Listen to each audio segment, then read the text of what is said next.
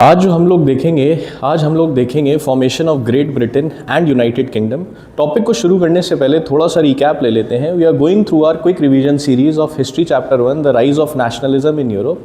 And इस chapter के अंदर अभी तक हम लोगों ने फ्रांस के बारे में पढ़ा, we had gone through Germany, we had gone through Italy. And अब जो हमारा लास्ट इंपॉर्टेंट टॉपिक इस चैप्टर का आ जाता है that is going to be about England, Great Britain and United Kingdom. तो इस टॉपिक को शुरू करते हैं और हम लोग समझने की कोशिश करते हैं मैप वर्क के थ्रू कि ये formation of great Britain and United kingdom की जो कहानी है ये कैसे है। जनरली बच्चे जो हैं कंफ्यूज हो जाते हैं regarding what is great Britain and what is United Kingdom. तो इसे थोड़ा मैप से समझने की बहुत ही सिंपल तरीके से कोशिश करते हैं। तो अगर इस मैप को हम लोग देखें तो इस मैप के अंदर what we are going to look into, what we are going to notice here is कि ये जो आइलैंड है, this island is comprised of 3 different countries. एक तो यहाँ पे आ गया स्कॉटलैंड, एक यहाँ पे आ गया इंग्लैंड एंड एक यहाँ पे आ गया वेल्स।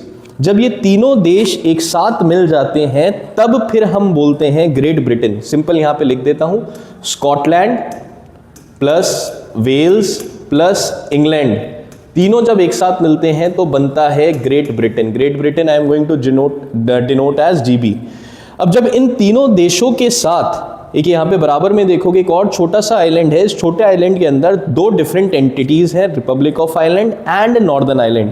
तो जब इन तीनों देशों के साथ ये 4th कंट्री मिल जाती है, I am going to denote it as 1, as 2, as 3 and as 4। तो जब Scotland plus Wales plus England plus Northern Ireland as NI, तब बन जाता है यूके। एंड यूके क्या आ गया हमारा, that is going to be United Kingdom. बस इतनी सी कहानी है, इतना सही है समझने वाला कि जब ये 4 देश एक साथ मिलेंगे तो बनेगा यूनाइटेड किंगडम, जब ये 3 देश एक साथ मिलेंगे तो बनेगा ग्रेट ब्रिटेन। अब इनके बनने के पीछे की क्या कहानी है थोड़ी सी उसे समझ लेते हैं। तो अगर देखा जाए तो इन सब देशों में जो सबसे पावरफुल देश है दैट इज इंग्लैंड। तो इंग्लैंड जो था जब 1688 के अंदर, इन 1688 इंग्लैंड के अंदर एक रेवोल्यूशन होता है 1688 में, जिस रेवोल्यूशन को ग्लोरियस रेवोल्यूशन भी बोला गया, ब्लडलेस रेवोल्यूशन भी बोला गया। एंड इस रेवोल्यूशन के वजह से इंग्लैंड के अंदर कॉन्स्टिट्यूशनल मोनार्की आ जाती है, यानी कि जो राजा की ताकत थी ब्रिटेन के अंदर वो थोड़ी कम हो जाती है एंड ब्रिटेन के अंदर पार्लियामेंट बन जाता है एंड लोगों के हाथ में ताकत आ जाती है। आज भी ब्रिटेन जो है it is a constitutional monarchy. जो 1688 में रेवोल्यूशन हुआ वो उसके बाद जो ब्रिटेन के अंदर चेंजेस आए वो आज भी चल रहे हैं। ब्रिटेन के अंदर आज भी देयर इज अ पार्लियामेंट, आज भी ब्रिटेन के अंदर there is a king, but the king is only the ceremonial hand, real powers are not in the hands of the monarch, are not in the hands of the king. तो ये constitutional monarchy यहाँ पे आती है। इसे bloodless revolution, glorious revolution इसलिए बोला गया क्योंकि बिना खून खराबे के ये आंदोलन बहुत शांति से हो जाता है। अगर हम और यूरोपियन कंट्रीज़ के साथ इसे कंपेयर करने की कोशिश करेंगे, जैसे हमने फ्रांस के अंदर देखा, हमने और भी जगह देखा, तो कहीं ना कहीं युद्ध लड़ने पड़े, कहीं ना कहीं राजा का तख्ता पलट करना पड़ा, वो सारी घटना यहाँ पे नहीं होती हैं। तो 1688 के बाद इंग्लैंड जो था वो अपने आप में पावरफुल होना स्टार्ट हो जाता है, स्ट्रॉन्ग होना स्टार्ट हो जाता है एंड उसके बाद वो अपनी इन्फ्लुएंस स्कॉटलैंड के ऊपर डालता है, वेल्स के ऊपर डालता है। वेल्स तो टेक्निकली पहले ही इनके साथ आ गया था, पर स्कॉटलैंड के ऊपर वो अपनी इन्फ्लुएंस डालना चालू कर देता है। अब स्कॉटलैंड जो था इसकी अपनी भाषा थी, अपनी लैंग्वेज थी, गैलिक भाषा यहाँ पे बोली जाती थी, अपना कल्चर था, अपना पहनावा था।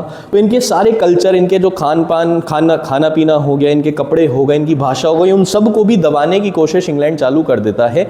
एंड फाइनली 1707 में एक एक्ट ऑफ यूनियन साइन होता है, एक्ट ऑफ यूनियन, जिस एक्ट ऑफ यूनियन के तहत Scotland plus England plus Wales तीनों एक साथ आ जाते हैं एंड ग्रेट ब्रिटेन बन जाता है। ये ग्रेट ब्रिटेन बन जाता है इस एक्ट ऑफ यूनियन के तहत। अब एक चीज और, अब ये नॉर्दर्न आइलैंड कब जुड़ा? अगर इस आइलैंड को देखें तो ये पूरा आइलैंड ये जो पूरा आइलैंड है, it has been divided into 2 entities, Republic of Ireland and Northern island. Republic of Ireland के अंदर हमें कैथलिक्स मिलेंगे, यहाँ पे हमें प्रोटेस्टेंट मिलेंगे, सेम इंग्लैंड के अंदर भी हमें प्रोटेस्टेंट ज़्यादा मिलेंगे। अब ये प्रोटेस्टेंट और कैथलिक्स की क्या कहानी है, थोड़ा सा इसको समझ लेते हैं। क्रिश्चियंस के अंदर 2 मेन जो चर्चेज आ जाते हैं, डिनोमिनेशंस आ जाते हैं या सेक्ट्स आ जाते हैं, वो Catholics and Roman Catholics and Protestants हुआ करते थे। आज के टाइम पे तो अब और भी ज़्यादा ग्रुप्स बन चुके हैं क्रिश्चियंस के अंदर। तो सबसे पहले अगर देखा जाए तो ये जो रोमन कैथोलिक चर्च था ये सबसे पहले बना। आज भी इसके फॉलोअर्स दुनिया के अंदर सबसे ज़्यादा मिलेंगे। और रोमन कैथोलिक चर्च का जो हेड होता है उसे हम लोग बोलते हैं पोप। ये रोमन कैथोलिक चर्च का हेड है, आज भी हेड है पोप जो है। And he rules from Vatican city, जो रोम के अंदर आ जाता है, जो इटली के अंदर आ जाता है। तो रोमन कैथोलिक चर्च की मिडीवियल यूरोप के अंदर हर जगह जो थी रोमन कैथोलिक चर्च की ही बात मानी जाती थी। और जहाँ पे भी रोमन कैथोलिक चर्च अगर कुछ भी बोल दिया करता था तो उस चीज़ को फॉलो किया जाता था। तो 1400 के अंदर प्रिंटिंग प्रेस बनती है।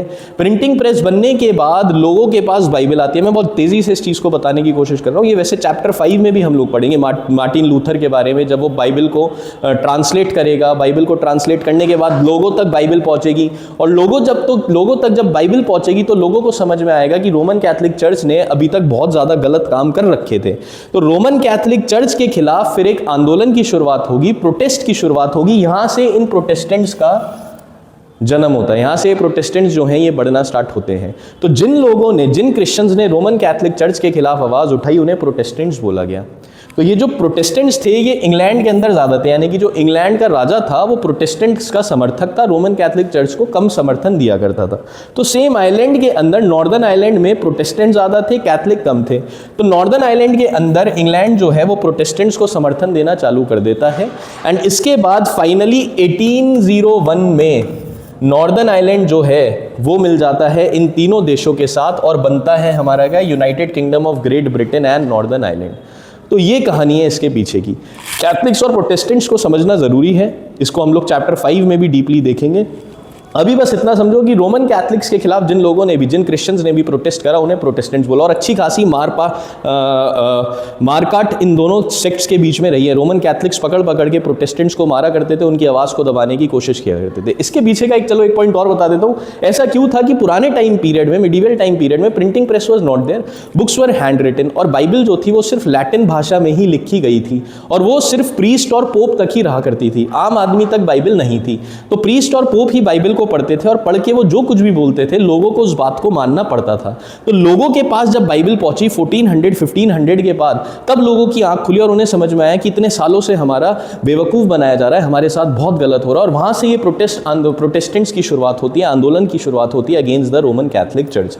तो ये कहानी है regarding the formation of great Britain.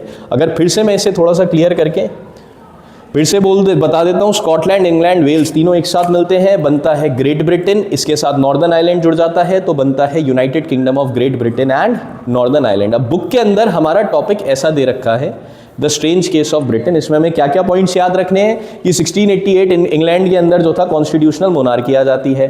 फिर उसके बाद जब इंग्लैंड पावरफुल होना स्टार्ट होता है तो वेल्स, स्कॉटलैंड और आइलैंड को अपने साथ वो जोड़ने की कोशिश करता है और कामयाब हो भी जाता है।